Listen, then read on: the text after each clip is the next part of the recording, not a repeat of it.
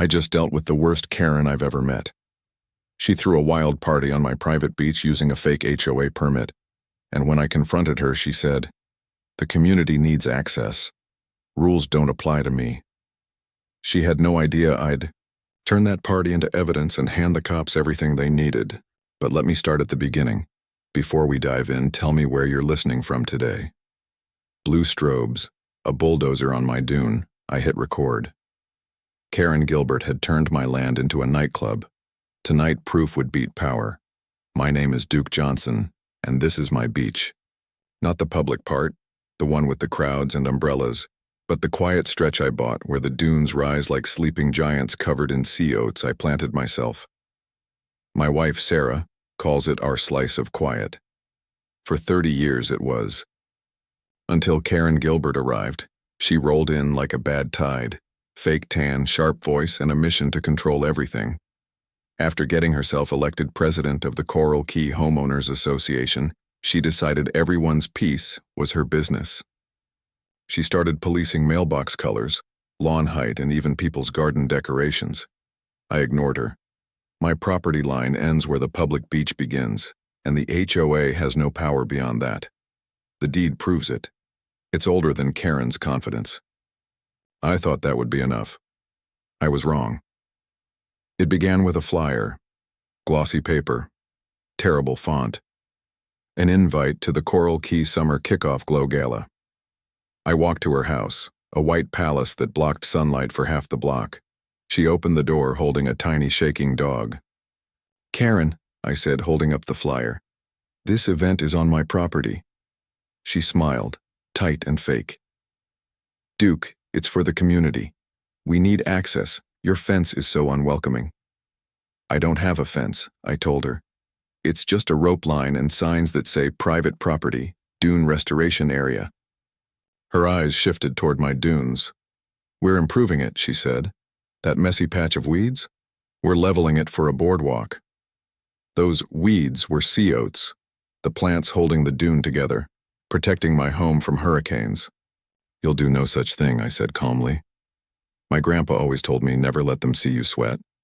That dune is protected habitat and it's my land." She laughed, a sharp bark that startled the dog. "Don't be dramatic. We have a permit. Everything's legal." She flashed a document. I raised my phone. "I'll need a photo of that." Her smile faltered. "That won't be necessary." I didn't move. After a long silence, she shoved it at me. I took the picture. The flash made her flinch. "The party's tomorrow night, Duke. You should get with the program." Then she slammed the door. The permit photo told the truth. It was issued by the Coral Key Beautification Committee, signed by K. Gilbert, president. She'd literally signed her own permission slip. That evening I called my lawyer and the county planning office. Both confirmed the same thing. The HOA had zero authority, and her committee couldn't issue any permits. My lawyer sent Karen a certified letter and an email warning that any trespass would lead to legal action. I printed more no trespassing signs and posted them every 10 feet along my property line. Sarah watched from the deck, arms crossed. "Are you sure this is the way, Duke? She doesn't seem reasonable." I drove another stake into the sand. "Unreasonable people only understand consequences," I said. "But I'm starting with the reasonable kind." The next morning, the trucks arrived. 3 of them. A flatbed with a portable stage, another loaded with speakers and lights, and a refrigerated one probably full of cheap champagne. They parked at the public access road, but their crew walked right over my rope line, dragging equipment through fragile dune grass. I walked up. "Morning, fellas. You're on private property." The foreman, sunburned and smug, glanced at his clipboard. "Karen Gilbert hired us. We've got clearance." He showed me a work order. "She said it's approved." I started recording on my phone. "It's not approved. This is private land. You're trespassing." He shrugged. "We're getting paid." Then he waved his crew forward. I called the sheriff's office. An hour later, a young deputy showed up looking barely old enough to shave. I explained everything, showed him my deed, my lawyer's email, and my video. He nodded slowly. Then Karen arrived, walking down the beach like she owned the place. White dress, giant sunglasses, fake smile. "Officer," she said sweetly, "thank heavens you're here. This man is harassing my workers." The deputy straightened up. Karen gave me that smug grin again and told him it was all a misunderstanding, that the community needed this event and I was just being difficult. She hinted that she'd complain to his boss if he didn't help. The deputy turned to me. "Sir, this sounds like a civil matter. HOA stuff, we can't really get involved." I stared at him. "They're on my land with heavy equipment. That's trespassing. That's criminal." He shrugged. "Unless there's a breach of peace, my hands are tied. Try to work it out." And just like that, he left. The foreman smirked. The crew kept unloading. I stood there watching strangers build a party on my beach, with the law doing nothing. As the sun dipped, long shadows stretched across the sand. A storm line formed on the horizon. I looked at the stage, the lights, the deep ruts their wheels had cut right through the sea turtle nesting ground. The glow party was happening whether I liked it or not. But I'd be ready. I'd record every second. If the law wouldn't protect my property, the truth on video would. I just hoped it would be enough. The turtle nest near the boardwalk was due any night, and those hatchlings wouldn't wait for a party. The sun disappeared, and the chaos began. Hundreds of people poured onto my beach dressed in white and neon, blasting music that shook my house. Karen stood in the middle of it all, microphone in hand, welcoming everyone to the first annual Gilbert Gala. She didn't mention it was on private land. She called it our beautiful community beach. I stood on my deck, camera rolling, lens zoomed in on the madness. Sarah stood beside me, her hand on my arm. "This is insane," she whispered. "She's just taking it." I nodded, eyes on the viewfinder. "For now," I said. "Let her have her show. The more witnesses, the better." I wasn't just angry anymore. I was determined. I was freezing, but I kept collecting evidence. Every bottle that dropped, every person who tripped over the rope line, every footprint gouging the dune grass, I filmed it all. I felt like a scientist watching a colony of particularly foolish ants. Around 9, my Uncle Mitch called. He's a retired surveyor up the coast, a man who trusts clear lines and legal descriptions more than gossip. "Heard you got a squatter problem," he said, his voice crackling through the phone. I could hear the bass from the party in the background. "You could say that," I answered, panning the camera across the crowd. "There's a woman down here who thinks a sheet of paper she printed herself equals a deed." Mitch chuckled, a dry rasp. "One of those, huh? You got your survey markers in place?" I told him I did, the original iron rods driven in 30 years ago. "Good," he said. "Don't let her touch them. Moving a survey stake is a felony in this state, Duke. It's not just trespassing then. It's tampering with a legal boundary." The crowd danced on, painted in glow paint, looking like ghosts at a rave. The wind picked up and whipped Sarah's hair across her face. The dark line of clouds I'd seen earlier was no longer a threat on the horizon. It was here. Then the sky broke. 1 minute, the DJ was yelling to fire up the night. The next, a wall of water hit, driven by a wind that howled like an animal. The music croaked and died. Lightning split the sky, then thunder that shook the house followed. The island's main power went out. Emergency lights on the stage sputtered to life from a gas generator. The happy crowd turned into a panicked mass. People screamed, slipped in the wet sand, and tried to find the access road. It was chaos. Karen, the night's queen, vanished. Her voice disappeared from the microphone. She was gone.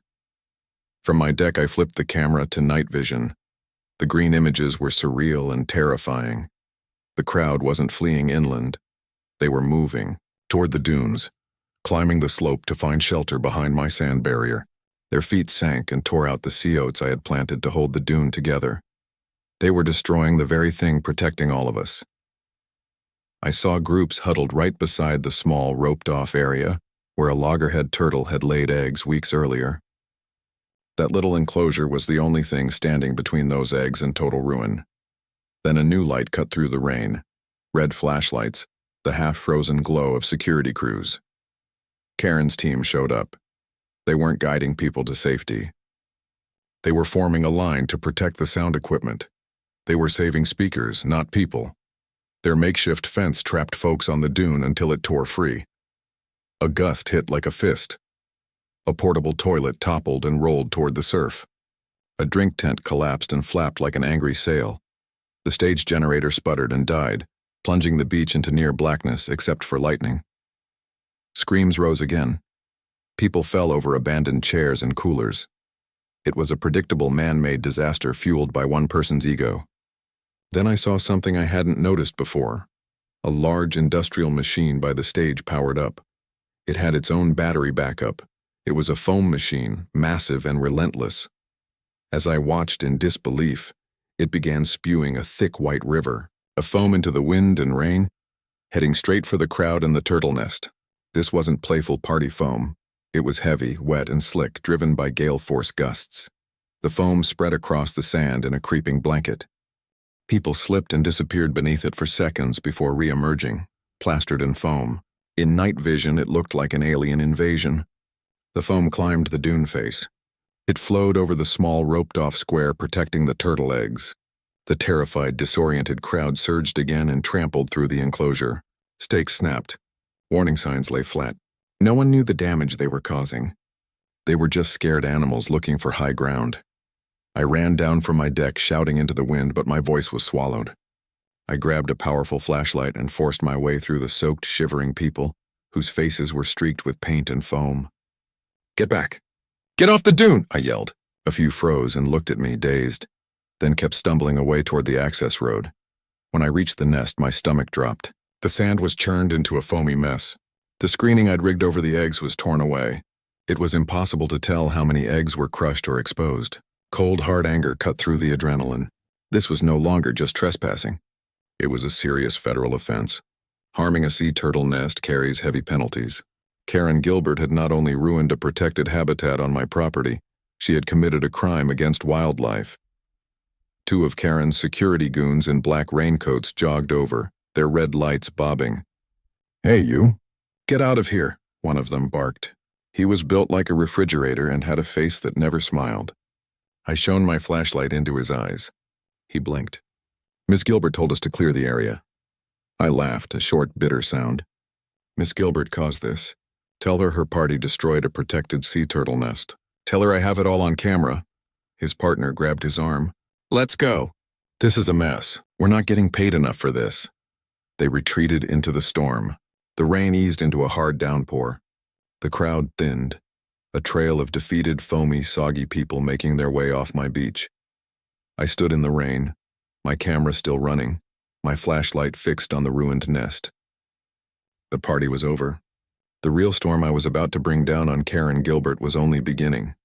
As the last of the party guests disappeared into the night, a new set of lights appeared at the public access point, slow, sweeping flashes of blue and red from a sheriff's patrol car. This wasn't the same young deputy from before. This one was older, a senior officer from a different shift. He parked, stepped out, and stood for a moment with a weary look on his face. He took in the scene, the overturned tables, scattered equipment, and the sea of foam blanketing the sand, and shook his head. Before he could take 2 steps onto the beach, Karen appeared. Somehow she looked surprisingly composed, though her once white dress was splattered with mud. I stayed back near the boardwalk, keeping my distance but my camera rolling, zoomed in as tight as it would go. Even in the dim light and steady rain, the lens captured everything clearly. Karen launched into a performance. Her hands moved in wide, dramatic gestures as she pointed to the sky, the ocean, and the wrecked remains of her party. She was playing the victim, the poor hostess whose lovely community event had been destroyed by bad luck.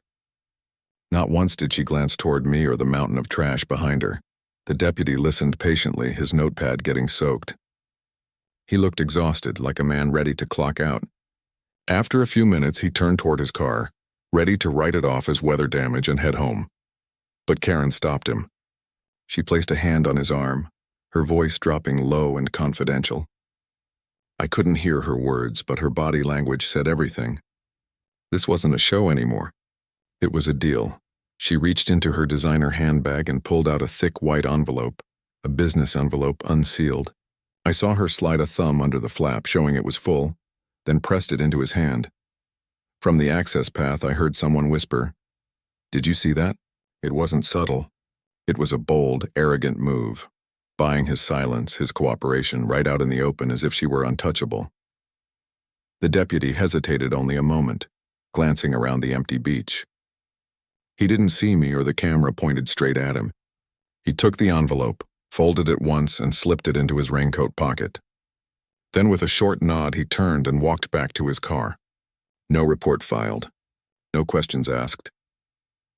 Karen stood alone in the wreckage of her party, a small, satisfied smile on her face. She thought she'd won. She thought she'd handled it.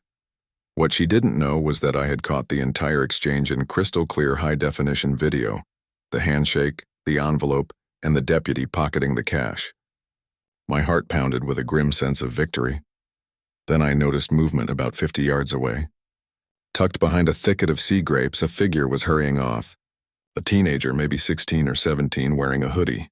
Just before disappearing, he lowered the glowing screen of his phone.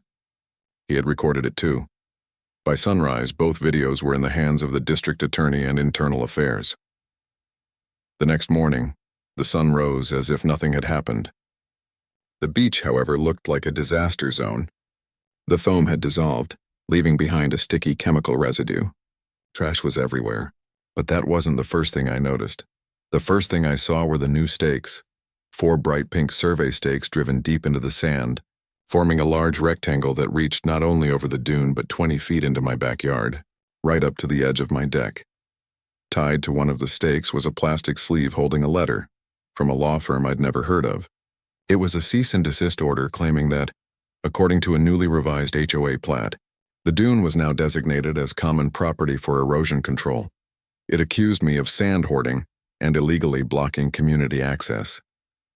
It demanded that I remove my sea oats, my walkway, and everything else within 48 hours, or the HOA would do it for me and bill me for the cost. I stared at the words sand hoarding in disbelief. It was absurd. This wasn't just escalation, this was a declaration of war. Karen wasn't just harassing me anymore. She was trying to steal my land using forged paperwork and a lawyer on her payroll. Suddenly, the bribe from the night before made perfect sense. That envelope hadn't just been about the party. It was insurance. It was meant to make sure that if I called the sheriff again, they'd brush me off just like before. I walked along the fake property line she'd created. The pink stakes were nothing but spray-painted wooden dowels, but they carried a message. They were a challenge, a line in the sand daring me to cross it. I looked back toward the house. Sarah stood at the window, her face pale with worry. I thought of the destroyed turtle nest, the bribe, the kid with the phone. I had my proof. Now I needed to use it. Karen Gilbert was coming for my home, and I was going to be ready for her. The first step was simple. Don't play her game. Hers was loud, messy, and public. Mine would be quiet, precise, and completely legal.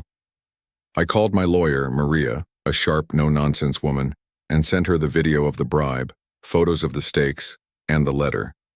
Sand hoarding? She said, disbelief in her voice. That's a new one.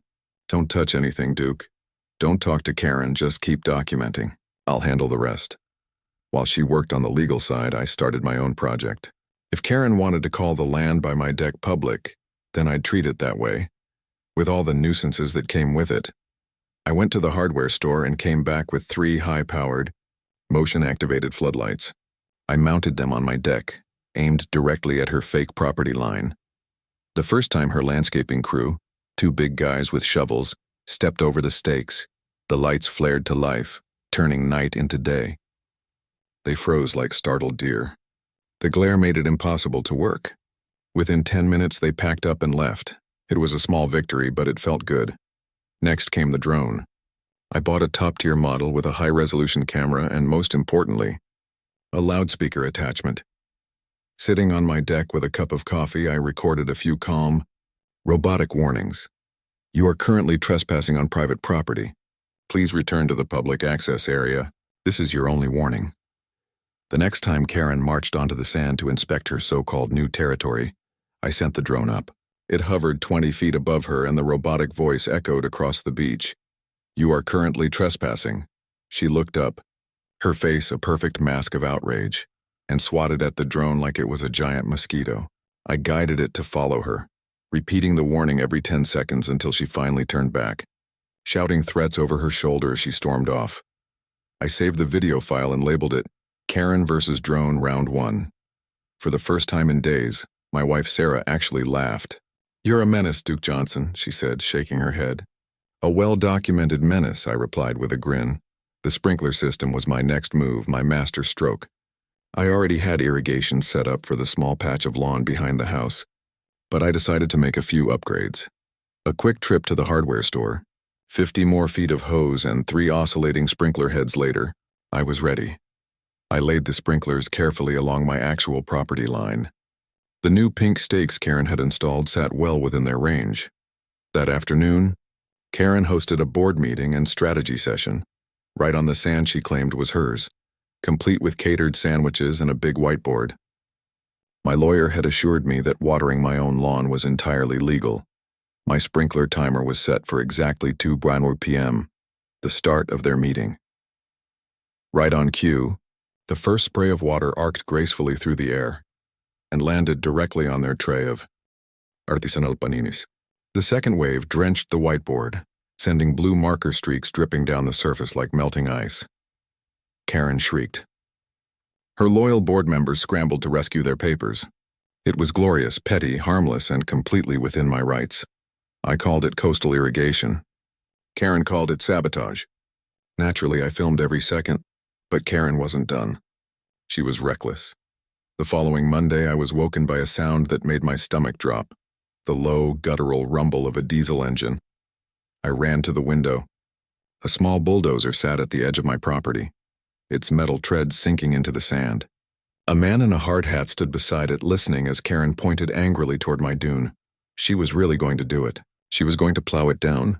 I grabbed my camera and sprinted outside, dialing 911 as I ran.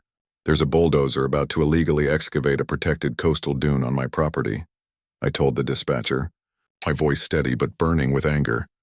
I planted myself in front of the machine, camera recording, body blocking its path. The operator looked at me, then at Karen. After a tense pause, he shrugged and shut off the engine. He clearly wasn't getting paid enough to risk breaking the law. Karen stormed toward me, her face twisted with fury. "Get out of the way, Duke. This is HOA property. We're building an emergency access ramp." "This is my property, Karen," I shot back. "And that's a forged permit, which makes this an illegal excavation. The police are on their way, and so is the Florida Department of Environmental Protection." I called them too. Her tan face went pale. Those words, environmental protection, landed like a spell. It was one authority she couldn't intimidate or buy. The bulldozer operator climbed down, brushing off his hands. "I'm out of here," he said flatly. "You two can work this out. High company's not getting involved." He drove off, leaving Karen standing speechless for once as the wail of sirens approached in the distance. Local police arrived first, followed by environmental officers. She had overplayed her hand. She'd brought a bulldozer to a paperwork fight, and I had a mountain of paperwork and video evidence to prove it. While I was giving my statement to the officers, my phone buzzed. It was an unknown number. Normally I'd ignore it, but something told me to pick up. "Is this Duke Johnson?" a nervous, reedy voice asked. "Yes," I said. "My name's Brenda. I work at the county clerk's office, permitting department. You sent us an inquiry about a permit for coastal construction at your address?" My pulse quickened. "Yes, I did." There was a pause, followed by the rustle of papers. Then her voice dropped lower. "Mr. Johnson, I've been doing this job for 25 years. I know a real permit when I see one. The photo you sent, it's not just invalid. It's one of the worst forgeries I've ever seen." My lawyer had suspected that, but hearing it confirmed was different. "It was proof. Can you tell me what's wrong with it?" I asked calmly. Brenda sighed. "Where do I start? First, the permit number, PC 12345, doesn't exist. It's not even in the right format. Second, the signature at the bottom is supposed to be from our county commissioner, but it's misspelled, Thompson with a P, and third, and this one really gets me, the entire document is typed in Comic Sans." She said those 2 words, Comic Sans, with the disgust. Only a lifelong administrator could manage. "Mr. Johnson," she added dryly, "the county of Coral Key has never in its entire history issued an official legal document in a font used for children's birthday invitations. This thing is a joke. I wanted to hug her through the phone. This was it, the smoking gun. The fake permit was the foundation of Karen's whole claim, and it was built on sand.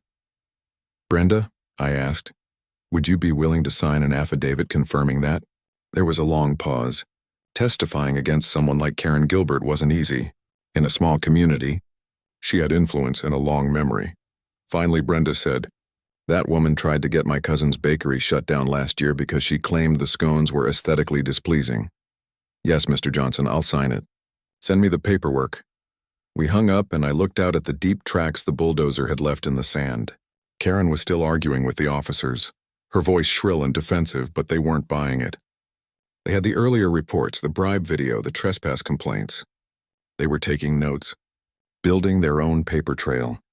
For the first time in weeks, I felt momentum shifting in my favor. For so long, it had been me against her. Now I had allies, people I didn't even know were willing to help. The lawyer, the clerk, the kid who filmed the bribe. The truth was starting to build its own army. I sent a quick text to Maria. Permit confirmed forged. Affidavit on the way. Her reply was instant. Excellent. This moves it from civil to criminal. Let's see how Mrs. Gilbert handles a fraud investigation. Karen must have seen the look on my face because her tirade faltered. She shot me a glare full of venom. She knew. She could feel the power slipping from her grip. She was used to winning by being the loudest person in the room. But now she was in a room built on laws, evidence, and facts, and her voice was getting smaller by the minute. That night, while reviewing the drone footage from the sprinkler incident, I noticed a new email in my inbox. The subject line was blank. The sender's address was encrypted and anonymous. I almost deleted it, thinking it was spam, but something made me open it. Inside was a single sentence. She's stealing from all of us. Attached was a single file, a spreadsheet titled HOA Ledger Private.xlsx. My hands trembled slightly as I downloaded and opened it. What I saw was a financial horror story spanning 2 full years of Coral Key HOA records. Line after line detailed massive expenses. Dune grass consultation, beach replenishment analysis, coastal engineering surveys, all supposedly tied to the very dune Karen had been trying to destroy. Of course, no consultants or engineers had ever set foot on my property. But the payments, that was the real giveaway. Every single one totaling over $80,000 had gone to the same company, Gilbert Coastal Solutions, LLC. A quick search in the state's business registry told me everything. The LLC had been registered just 2 years earlier, with Karen Gilbert listed as the sole officer and agent. It hit me like a wave. She hadn't just been trying to seize my land for her precious boardwalk. She'd been using the fabricated threat of erosion, a crisis she was actively creating, as an excuse to funnel HOA dues straight into her own pocket. She was inventing problems, billing the community to fix them, then paying herself to solve them. It was a perfect circle of fraud. The anonymous email was from a whistleblower. Someone on the inside had finally had enough, and they'd just handed me the proof to bring her whole empire down. I knew exactly who it was. Arthur Pendleton, the HOA treasurer. A quiet, retired accountant who always looked uneasy at meetings. A man of numbers and order, and Karen's chaos must have been eating him alive. The next morning I decided to take a chance. I walked to his small, neat home at the edge of the neighborhood. He opened the door looking exhausted, fear written all over his face. "Mr. Johnson," he whispered, pulling me inside and closing the door quickly. "Did you get it?" I nodded. "I got it, Arthur. Thank you." He sank into a chair, burying his face in his hands. "I couldn't let it go on," he said quietly. "She's a thief. She bullies everyone. When she threatened to put a lien on the Miller's house because their dog barked too much, that was it for me." I couldn't stay silent. He led me to his study. On the table were stacks of ledgers and bank statements stretching back 3 years. "This is the real data," he said, tapping a thick leather-bound book. "What she gives the board is fiction." He showed me everything, inflated invoices from her shell company, fake repair bills, even kickbacks from the landscaping contractor, who turned out to be her brother-in-law. It was worse than I'd imagined. Karen wasn't just after my dune. She'd been siphoning money from every homeowner in Coral Key. Landscaping, pool maintenance, insurance. She took a cut from it all. Arthur had documented every discrepancy with the precision of a true accountant. He was scared but determined. He'd chosen truth over fear. "I'll go to the district attorney with you," he said finally, his voice steadying. "I'll testify. I'll bring it all." The mountain of paper before us was enough to end her career and her scheme. We had the forged permit for fraud, the ledgers for embezzlement, the video proof of bribery, and evidence of the destroyed turtle nest. The net was closing in, but I knew Karen Gilbert wouldn't go quietly. She was cornered, and a cornered predator is the most dangerous kind. I thanked Arthur, told him my lawyer would reach out, and walked home. The air felt clearer, lighter. This wasn't just about my dune anymore. It was about freeing an entire community from her grip. With Arthur's evidence in hand, my lawyer arranged a meeting with an investigator from the district attorney's office. But before that could happen, another agency arrived at my door, the Florida Fish and Wildlife Conservation Commission. I'd filed a report about the turtle nest right after the storm, complete with video evidence. It had taken a week, but they'd finally assigned someone serious. Officer Ramirez stepped out of her truck, a woman who looked like she'd spent her life outdoors. Calm, focused, no nonsense. Her sharp eyes missed nothing.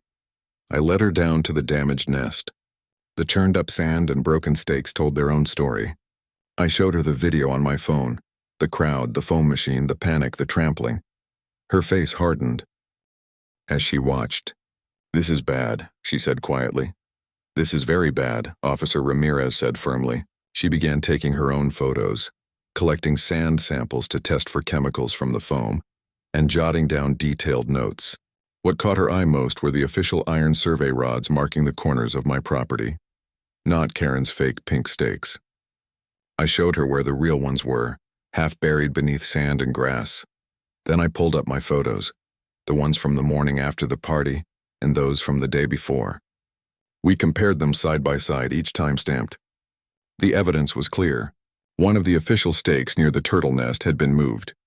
Not by much, maybe a foot, but enough to shift the boundary line inward toward my house. It was a calculated attempt to make it look like the nest sat on public beach instead of private land. That wasn't just deceit.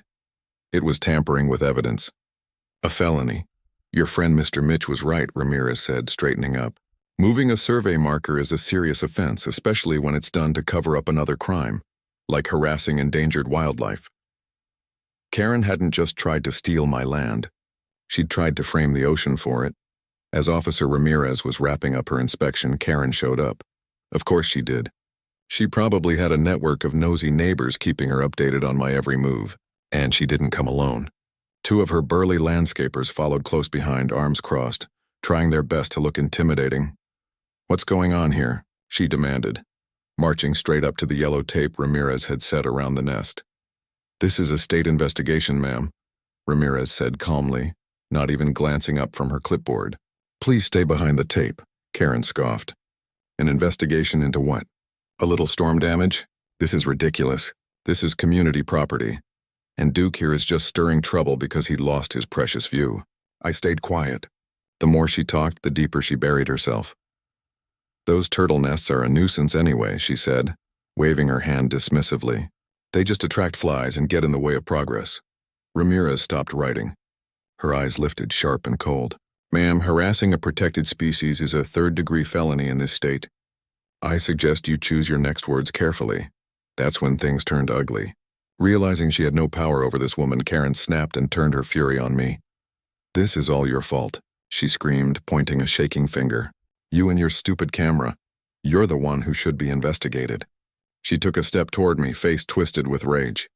One of her men followed, blocking my path back toward my house. "Back off, Karen," I said quietly but firmly. He didn't listen. "You heard the lady," he grunted, shoving me hard in the chest. I stumbled back, but I wasn't about to let them intimidate me. I pushed him back in open hands just to create space. He lost his balance, tripped over a piece of driftwood, and dropped to one knee. It wasn't a fight, just a tense, clumsy scuffle on the sand. But it was enough. Officer Ramirez immediately spoke into her radio, requesting local PD backup, civilian altercation in progress. The second man tensed as if to move, but Ramirez stepped between us, her hand resting near her sidearm. "Everybody stay where you are," she ordered. Her voice left no room for argument. We froze. Within minutes, 2 police cruisers arrived, lights flashing. Out stepped the same older deputy from the night of the bribe. Our eyes met, and for a brief second I saw something flash in his. Recognition and maybe fear. He saw Ramirez. He saw the tape, and he knew this wasn't a problem a white envelope could solve.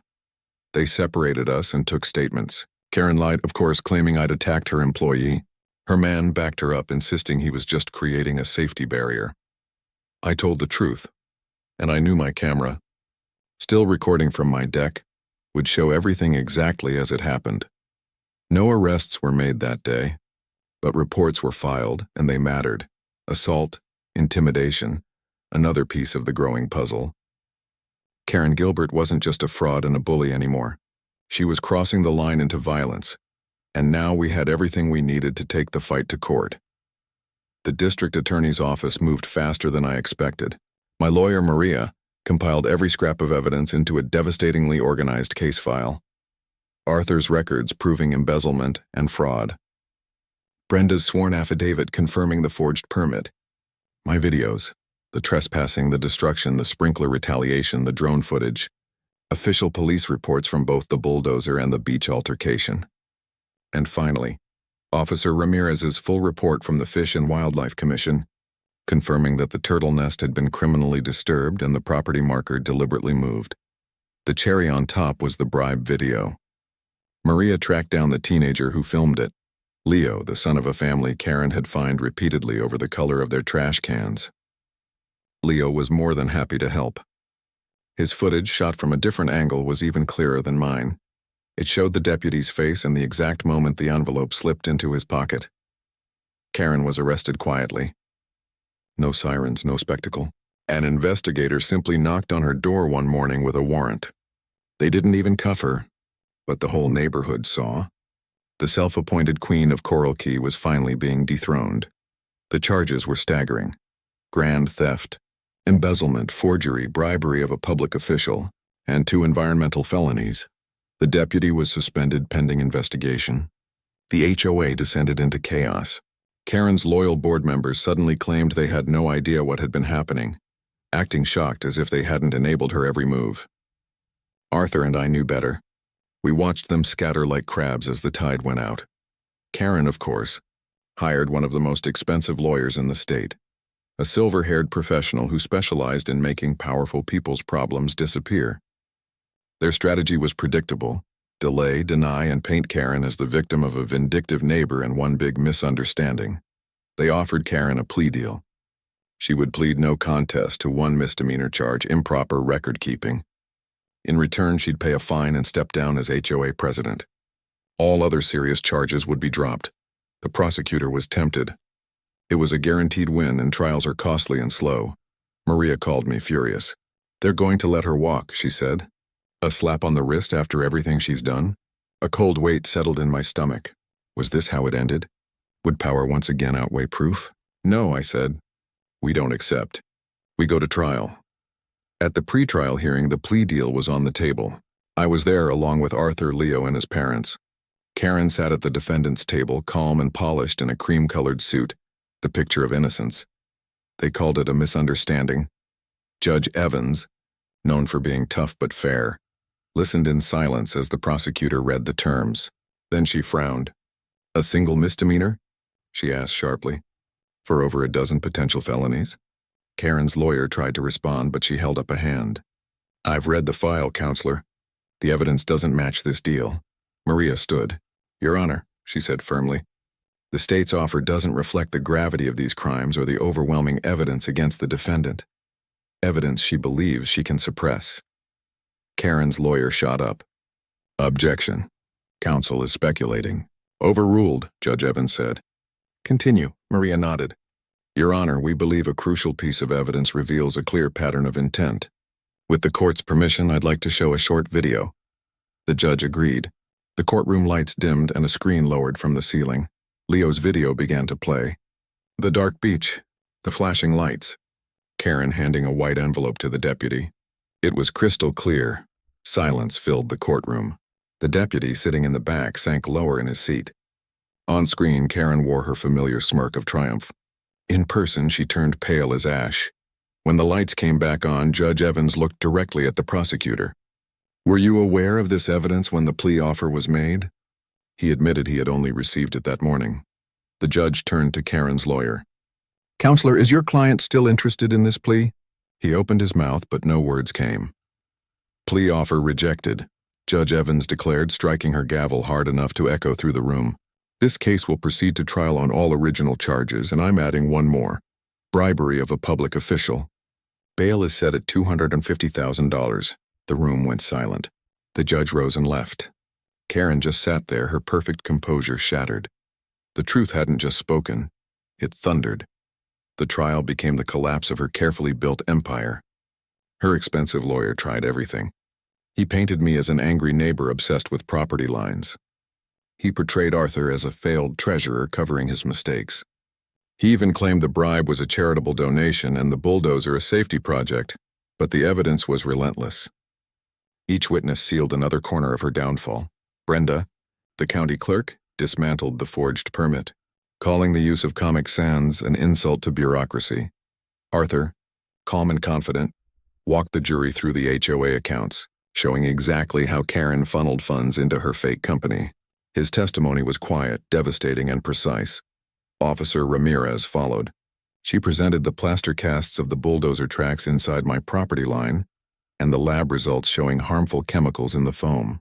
Then she displayed the two survey stakes, the real iron one and Karen's pink fake, and demonstrated how the original had been moved to make the turtle nest appear off my property. The prosecutor asked, "Could a storm have caused this?" Ramirez looked at the jury. "No, sir. A storm might wash a stake away. It wouldn't pull it out cleanly and replant it a foot over. This was done by a person." Then came Leo.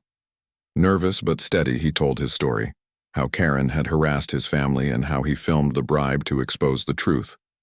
When the video played again, the jury's faces changed. It wasn't just a legal case anymore. It was a story about a bully who thought she was untouchable. Finally, I took the stand. Karen's lawyer grilled me for nearly 4 hours, trying to twist every word. He brought up the drone, the sprinklers, the lights, anything to make me look like the aggressor. I stayed calm. "Yes, I did that," I said each time. "And here's the video." Then I looked him in the eye. "She brought a bulldozer, sir. I brought a sprinkler. I'd say my response was pretty reasonable." He had nothing left. Karen never took the stand. Her lawyer knew she couldn't handle cross-examination. Her silence spoke louder than anything. The jury deliberated for less than 2 hours. When they returned, the verdict was clear. On the charge of grand theft, guilty. On the charge of forgery, guilty. On the charge of bribery, guilty. Each word landed like a hammer. Karen didn't cry. She didn't even flinch. She just stared straight ahead, as if watching someone else's life fall apart. A week later, at sentencing, Judge Evans delivered the final blow. She spoke about the sanctity of home, the trust Karen betrayed, and the arrogance behind her crimes. "You didn't just steal money, Ms. Gilbert," the judge said firmly. "You stole your neighbor's peace. You tried to corrupt a public servant. You believed your power made you untouchable. Today you learned that it did not." Then she sentenced Karen to 4 years in state prison with full restitution and fines. The judge also ordered Karen to pay full restitution to the HOA, along with a separate fine to cover the cost of repairing my damaged dune. Every story has an ending, and this one had its own. Karen Gilbert went to prison. Her silver-haired lawyer filed an appeal, but it went nowhere. The corrupt deputy lost his badge and faced charges of his own. The Coral Key HOA was placed under temporary state receivership. Every member of the old board was forced to resign in disgrace. A new election was held. Arthur Pendleton, the quiet accountant who had finally found his voice, was chosen as the new president. His first act was to bring in an independent auditor and create a system of total financial transparency. The reign of fear was over, and slowly, the community began to heal. With the restitution money Karen was ordered to pay, I hired a professional coastal restoration crew. They brought in truckloads of clean sand and planted thousands of sea oat seedlings. Neighbors I had never spoken to before came out to help. For an entire weekend, men, women, and even Leo, the brave kid with the camera, worked side by side, rebuilding what Karen had tried to destroy. The dune began to grow again, stronger than before. I put my little rope fence and polite signs back up. This time everyone respected them.